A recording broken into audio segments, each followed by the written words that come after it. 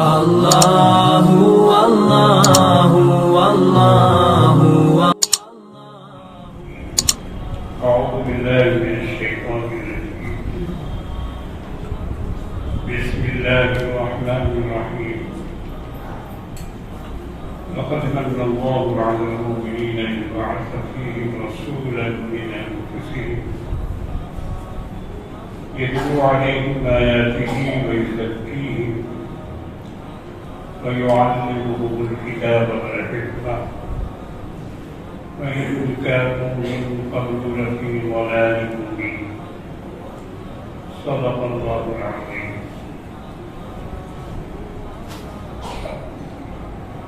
ارشاد باری تعالی ہے کہ ہم نے مومنوں پر احسان کیا ہے انہیں کے جنس میں سے ایک ایسا رسول برپا کیا جو ان کو اللہ کی آیات پڑھ کر سناتے ہیں اور ان کو پاک کرتے ہیں اور ان کو کتاب اور حکمت کی تعلیم دیتے ہیں. اور اس سے پہلے یہ لوگ بالکل کھلی ہوئی گمراہی میں پڑے ہوئے تھے. یہ آیت مبارکہ کئی جگہوں سے پڑھی جا رہی ہے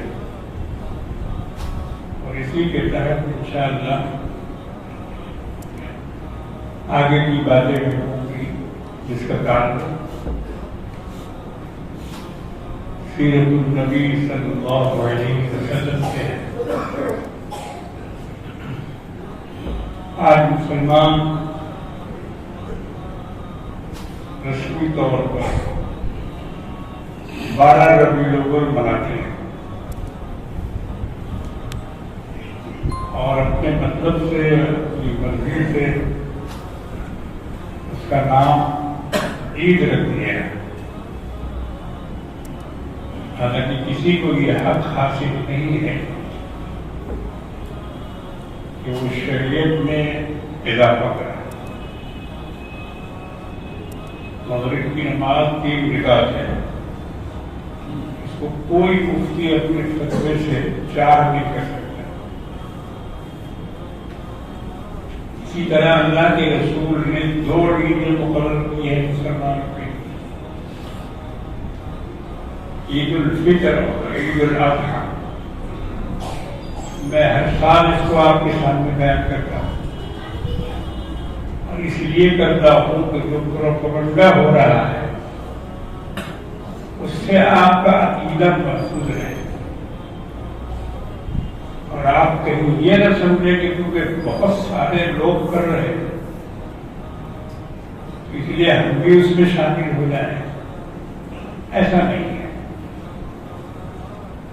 شامل ہونے کا نام ایمان نہیں ہے. ایمان کو مضبوطی سے قائم رہنے کا نام ہے.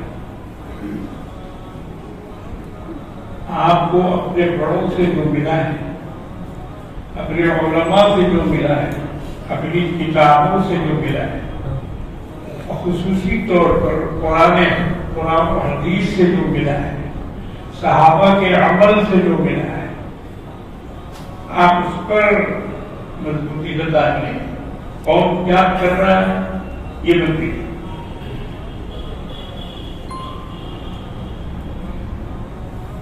سب سے بڑا بدعتی فرقہ مسلمانوں میں اگر کوئی ہے تو وہ شیعہ ہے. سب سے بڑا. ان کے یہاں اتنی بدعتیں ہیں، اتنی بدعت ہے کہ آپ اس کا شمار نہیں کر سکتے. اور دین کا تصور تو گویا بالکل ختم ہی ہو گیا ہے. دین بولنے کی کوئی چیز باقی نہیں رہ گئی. جو بھی رہ گئی روایت ہے، روایت ہے. اور ان کا جو رواج ہے، جو طریقہ ہے، وہ سب. اور اصل جو دین لائے تھے جناب محمد رسول اللہ صلی اللہ تعالی علیہ وسلم، جو دین ان کے بعد ان کے خلیفہ حضرت ابوبکر رضی اللہ تعالیٰ کے پاس تھا، اور ان سے جو دین منتقل ہوا حضرت عمر، اور ان کے بعد جو خلیفہ ہوئے سیدنا عثمان غنی، اور ان کے بعد جو چوتھے خلیفہ ہوئے حضرت علی کرم اللہ تعالی. ان حضرات کے ذریعے سے جو دین اور ایمان تھا، اسلام ملا تھا، اس امامیہ فرقے نے اس پورے دین کو تبدیل کر دیا. اب ان کے پاس نہ حضرت علی والا دین ہے، نہ حسن حسین والا دین ہے، اور نہ حضور نبی کریم صلی اللہ علیہ وسلم اور ان کے بعد خلفاء کا دین. اب ایک وقت آیا تھا وہاں سے ایرانی علماء کا یوبک کے اندر بھی پروگرام ہوا، میں بھی سن گیا تھا. تو بہت ساری اتحاد کی باتیں ہوئی، میں بھی اس میں شریک تھا. بھائی اتحاد ہونا چاہیے، آپس میں اختلاف نہیں ہونا چاہیے، بہت اچھی بات ہے، اتحاد ہونا چاہیے. مگر اب دیکھیے کہ اس اتحاد لفظی میں خلل کتنا ہے. یہ تو ایک منہ بات بولی جاتی ہے،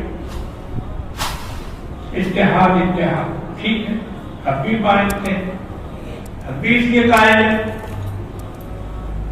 مگر اس میں جو رکھنا ہے اس کو دور کرنا. میں نے اپنی تقریر میں یہی بات رکھی، حالانکہ بہت مختصر 5-7 منٹ کا وقت تھا، میں نے کوئی لمبی بات نہیں کی. میں ایسے موقع پر لمبی باتیں نہیں کرتا ہوں جہاں اور بہت سارے لوگ بیٹھے ہوئے، سبوں کے وقت کا اس کو خیال رہتا ہے. میں سب کو بولنا ہے، ہم ہی سب وقت لے لیتے ہیں تو ان کے وقت پر ایک طرح سے ڈاکہ ڈالیں گے ہم. تو اس میں ہم نے ایک ہی بات کہی جو ان کے ذہن کو جا کے لگے اور وہ اس پر غور کریں. کیا بات رکھی؟ ہم نے کہا کہ میں بھی ایران گیا ہوں اور 11-12 دن میرا قیام رہا. میں تہران بھی گیا، رے بھی گیا، مشہد بھی گیا، قم بھی گیا، یہ سارے شہر. کہیں ہوائی جہاز سے گیا، کہیں بس سے گیا، کہیں باہر سے گیا. ایک جگہ قم کے پاس تھوڑے آگے امام غزالی رحمۃ اللہ علیہ جو اہل سنت والجماعت کے بہت بڑے امام اور بہت بڑے عالم گزرے اور بہت بڑے بزرگ، ان کا مزار قم کے پاس ہے. جب دیکھا کہ ان کے نام کا کتبہ لگا ہوا ہے اور جو ساتھ میں تھے انہوں نے نشاندہی بھی کی، یہ امام غزالی رحمۃ اللہ علیہ کی قبر ہے. تو میں وہاں کھڑا ہو گیا اور جو فاتحہ وغیرہ پڑھنی تھی وہ پڑھی ہم نے، دعائیں مختلف کی وہاں. لیکن اسی کے بازو میں تھوڑی دور سیدنا عمر رضی اللہ تعالی عنہ کے قاتل مجوسی ابو لولو فیروز، اس کا بڑا شاندار مقبرہ بنا سنگ مرمر سے پورا باغ باغیچہ، تمام عمارتیں اور اس کے درمیان بہت ہی تام. میں نے کہا یہ کیا ہے؟ کہا کہ یہ ابو لولو فیروز کا ہوتا ہے. ہم نے پھر یہی بات ان کے سامنے رکھی کہ اہل سنت والجماعت کے اتنے بڑے عالم، ان کی قبر اور ان کے مزار کا یہ حال، اور دوسری طرف خلیفہ دوئم حضرت عمر فاروق رضی اللہ تعالیٰ عنہ کا قاتل جو مسلمان بھی نہیں مجوسی، اور اس کی اتنی عزت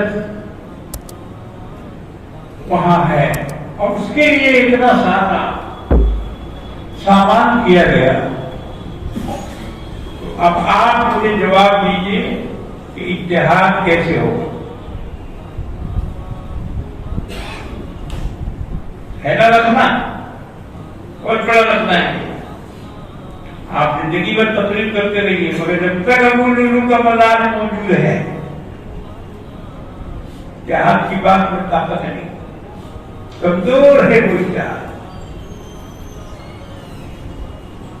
جبکہ ایران ملک کو یہ فراموش کر دینا چاہیے تھا. ہوا ایک واقعہ، اس کی یادگار بنانے کی کیا ضرورت،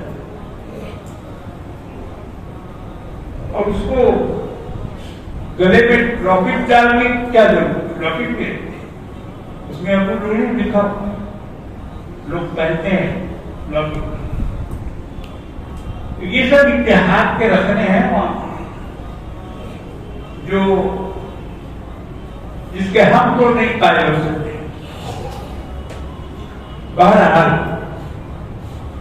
میں بتانا یہ چاہتا ہوں کہ مسلمانوں کے عقائد کو، ان کے ایمان کو اس طرح سے بگاڑنے کی کوشش ہو رہی ہے، رسم کے نام پر، رواج کے نام پر، میلاد کے نام پر، بزرگان دین کے نام پر.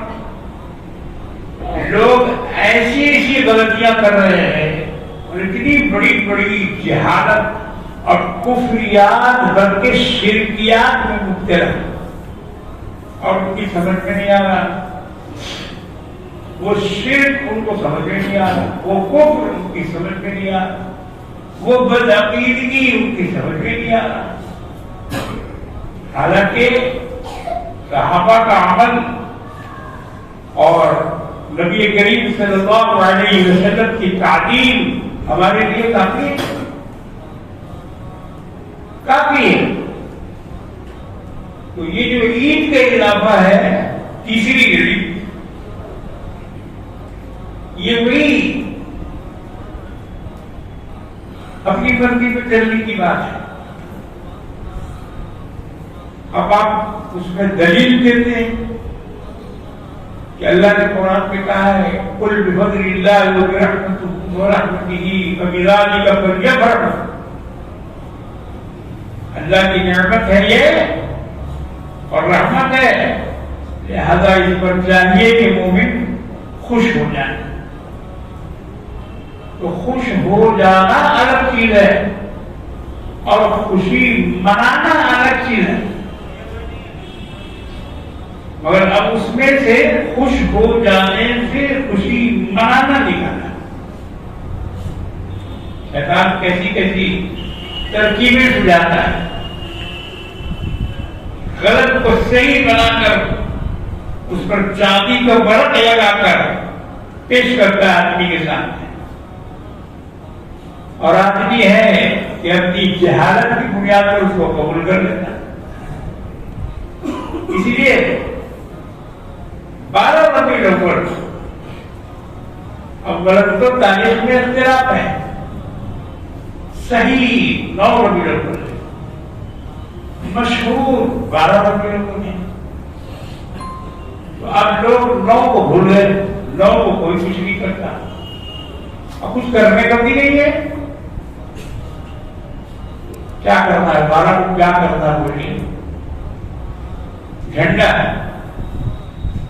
تحریک، جلوس، نعرہ، یہ کیا ہے؟ کام ہے. صحابہ نے تو جھنڈا نہیں نکالا، نہ ابو بکر نے 12 ربیع الاول منائی، نہ ان کے بعد جتنے خلفاء آنے والے انہوں نے منایا. ان کو کیا نہیں معلوم تھا کہ یہ حضور کا یوم پیدائش ہے؟ اور اس میں کیا کیا کرنا چاہیے ان کو نہیں پتا تھا.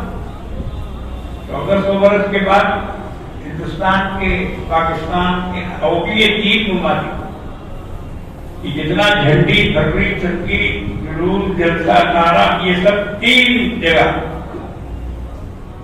ہندوستان، پاکستان، بنگلہ دیش.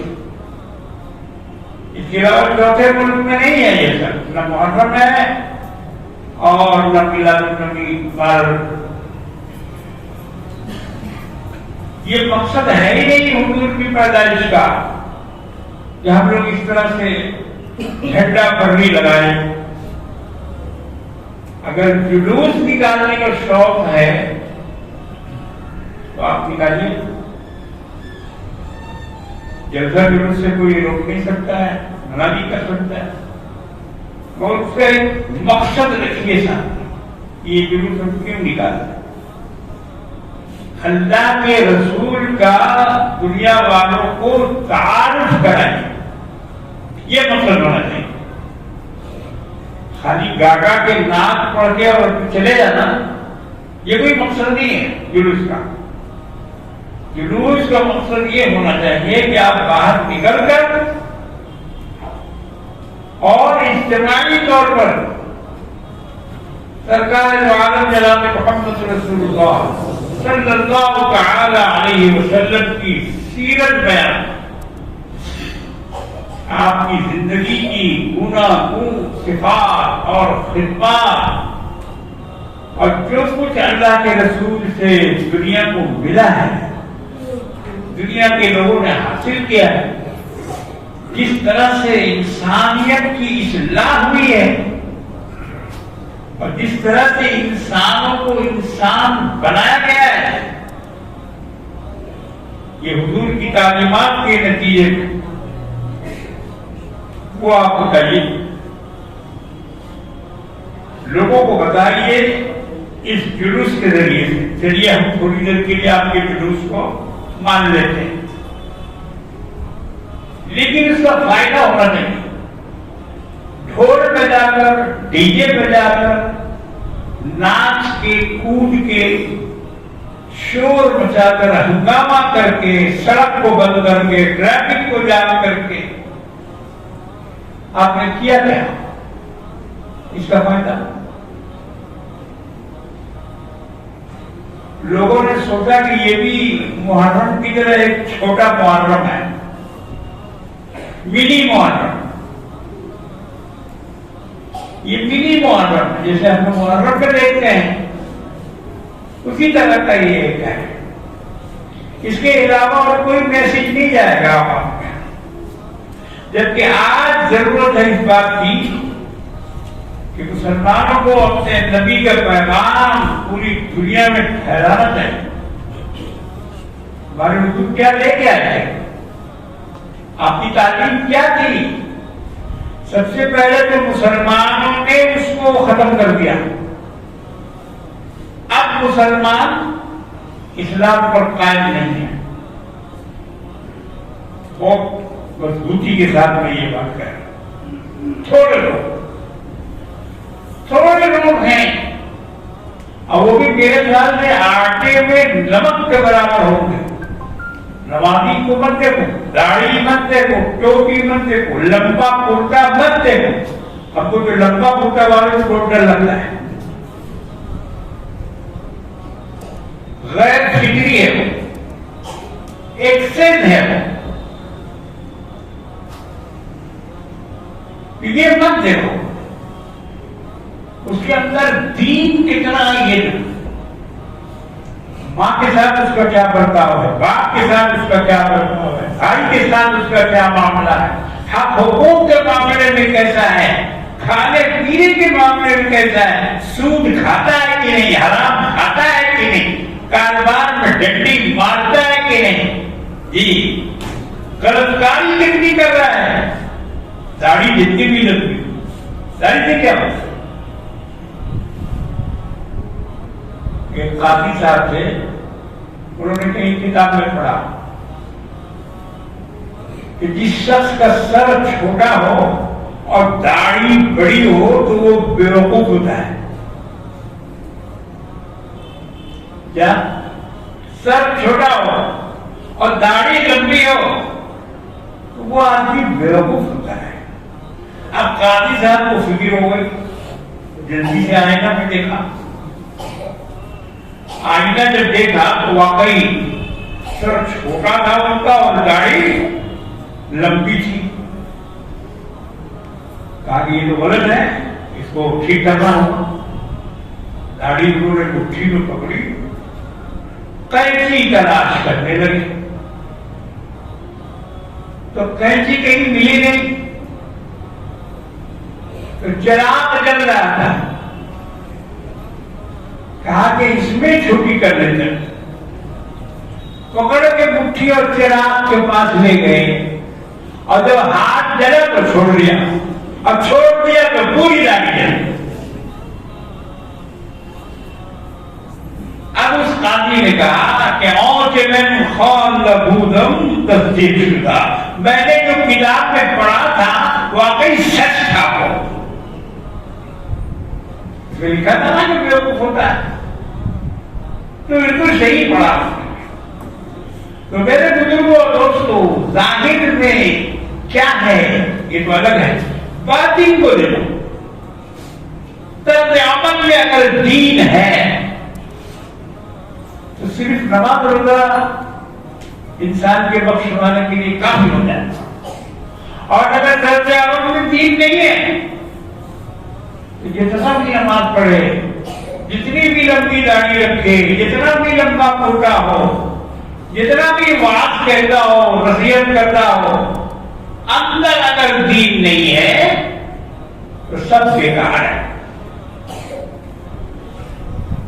نبی کریم صلی اللہ علیہ وسلم نے اس آیت مبارک میں اللہ نے حضور کی یہی تعریف بیان کی ہے کہ ایک تو اپنا احسان کرتا ہے,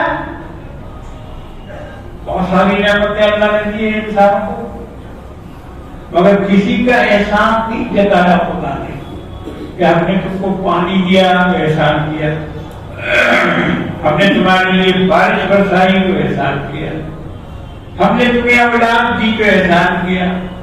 جتنی بھی نعمتیں ہیں اللہ نے کسی نعمت کا تذکرہ اس طرح سے نہیں کیا جیسا کہ جناب محمد رسول اللہ صلی اللہ علیہ وسلم کی بعثت اور آپ کی دنیا میں تشریف آوری کو اللہ نے فرمایا کہ یہ احسان ہے ہمارا مومنوں پر. لفظ مومن بول کر سارا عالم مراد لیا گیا ہے, یاد رکھیں. یہ نہیں کہ صرف مومن, مومن کو پہلے رکھا, مومن کو سامنے رکھا, مومن کو خاص بنایا, لیکن مومن سے جڑے ہوئے جو لوگ ہیں وہ سب اس میں شامل ہیں. فضل عام ہے یہ, احسان عام ہے یہ, تمام غیر مسلمین پر بھی یہ احسان کہ اللہ کے رسول دنیا میں تشریف لائے. تاریخ اٹھا کے دیکھیں گے آپ, جو لوگ تاریخ پڑھتے ہیں ان سے پوچھیے, ان سے پوچھیے. 1400 برس نکالے, بہت زیادہ دور مت جائے, بہت آگے جانے کی ضرورت نہیں. حضور کی بعثت کے بعد کی تاریخ پڑھ لیجیے, سن 1000 عیسوی تک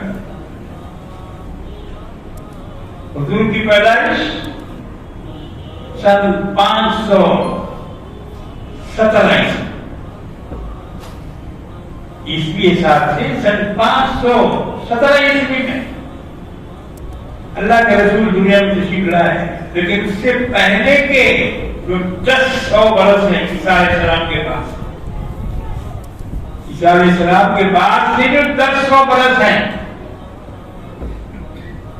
اس کی تاریخ پڑھیے آپ پوری دنیا کہ حضور کی پیدائش سے قبل دنیا کا حال کیا تھا, انسانوں کا حال کیا تھا, اور آپ کی تعلیم سے, آپ کی نبوت سے انسانیت کو کیا فائدہ پہنچا, یہ معلوم کرنے کی چیز ہے. اور صرف معلوم نہیں بلکہ دنیا والوں کو بتانے کی چیز ہے. مسلمانوں سے ہندوستان کو کیا فائدہ پہنچا؟ آج اس کو مسلمانوں کو گالیاں دینے والوں کو بتانا ہوگا، ان کو سمجھانا ہوگا.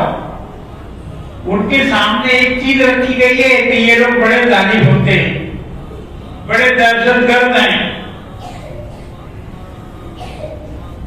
اور انہوں نے آ کر یہاں بہت ظلم کیا. عبادت خان کو توڑا، اور آج ان کا یہ دعویٰ ہے کہ جتنی مسجدیں ہیں یہ سب بت خانوں کے اوپر بنی. جتنی مسجد ہے، کوئی مسجد کو شاید چھوڑا نہیں انہوں نے اپنے لسٹ میں. تو یہ ساری غلط فہمیاں جو پیدا کی گئی، اس کا نتیجہ ہم لوگ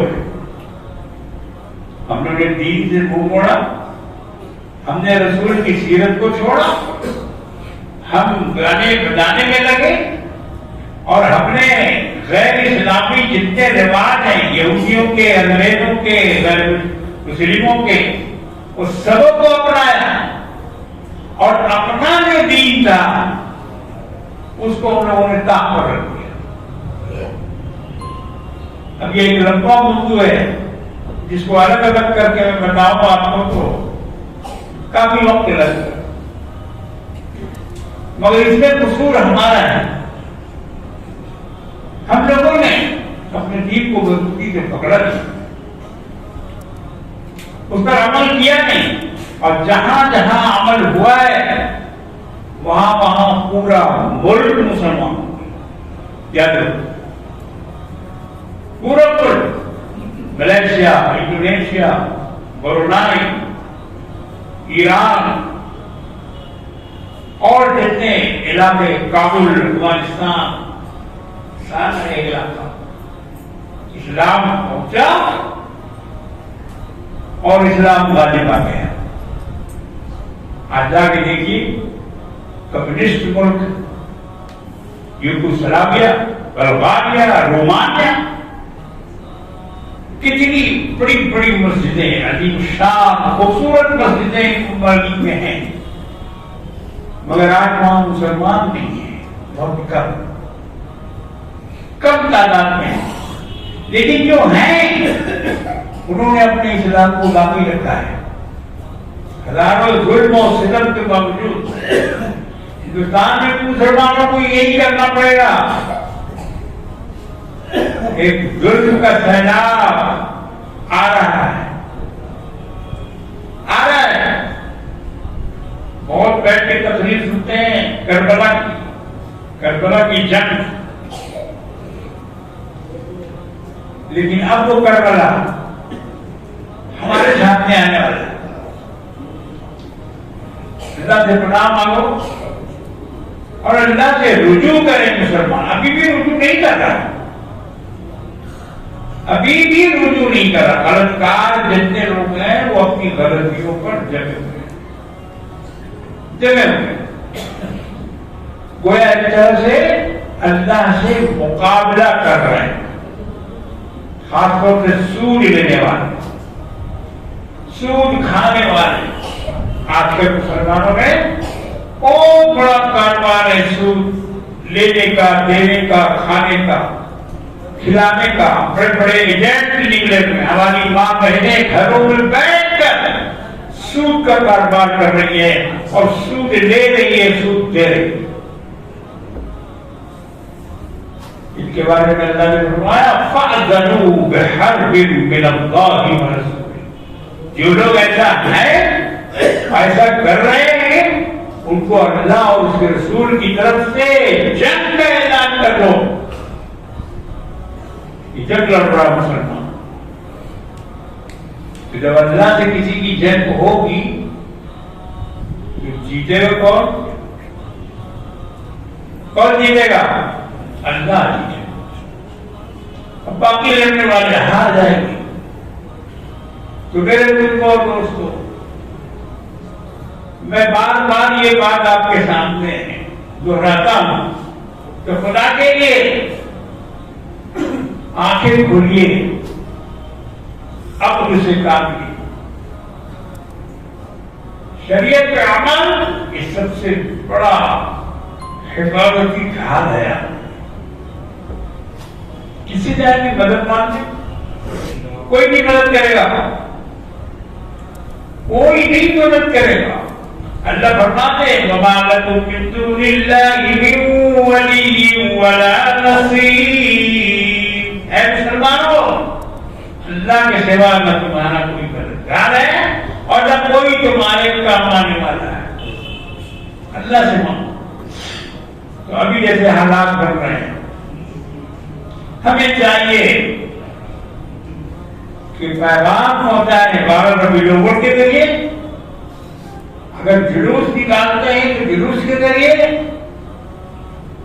دنیا والوں کو بتائیں کہ آپ کے نبی کیسے تھے، ان کا اخلاق کیسا تھا، بچوں کے ساتھ، بڑوں کے ساتھ، بوڑھوں کے ساتھ، دشمنوں کے ساتھ، دوستوں کے ساتھ، اپنوں کے ساتھ، غیروں کے ساتھ حضور کا کیا رویہ تھا، کیا طریقہ تھا، آپ نے کس طرح اسلام کو پھیلایا، یہ بیان کرو۔ چھوڑو آپس کے جھگڑوں کی بات، دیوبندی کی بات، بریلوی کی بات، شیعہ کی بات، سنی کی بات، ان باتوں سے بالکل منہ کو بند کر لیجیے اور صرف اللہ اور اس کے رسول کی بات کیجیے۔ اور عید نہیں ہے یہ بالکل مان کے چلیے، کوئی عید نہیں،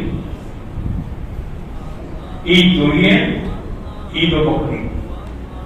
باقی جن لوگوں نے عید بنایا وہ سمجھے، اس کا جواب وہ دے کے اللہ نے، ہم لوگ کو نہیں دینا ہے۔ خدا جب گٹا پکڑ کے پوچھے گا کہ بول یہ عید تو کہاں سے لایا، یہ تیسری عید کہاں سے لایا، تب اس کا جواب وہ دیں گے خدا کا۔ لیکن ہمیں ایسا کوئی کام نہیں کرنا چاہیے۔